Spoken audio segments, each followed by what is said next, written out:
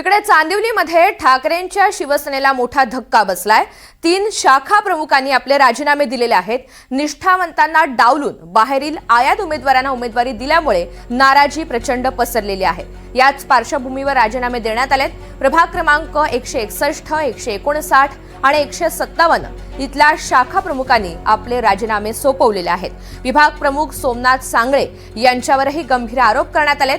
प्रभाग क्रमांक 161 मध्ये पैशांसाठी मराठी बहुल विभागामध्ये मागील वेळी एमआय मधून निवडणूक लढवलेला मुस्लिम उमेदवार देण्यात आलाय। उमाकांत भांगिरे, प्रशांत नलगे, बाळकृष्ण गटे या शाखा प्रमुखांनी त्याचमुळे आपले राजीनामे दिलेत। गेले 9 वर्ष पक्षासाठी मी दिवस रात्र मेहनत केली, पक्षासाठी केसेस अंगावर घेतल्या, पण चांदोली विधानसभेमध्ये निष्ठा विकली गेली।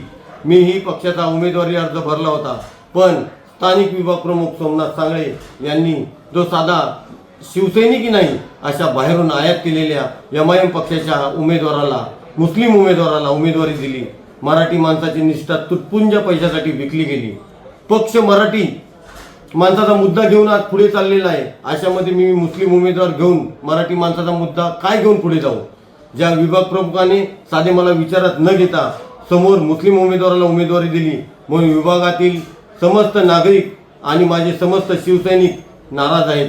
आज विभागातील नागरिक आणि समस्त शिवसैनिक आज योग्य तो निर्णय घेऊ आणि प्रसार माध्यमांद्वारे उद्या कळवू। तुर्तास थांबतो। आपला एकनिष्ठ शाखा प्रमुख उमाकांत भांगिरे।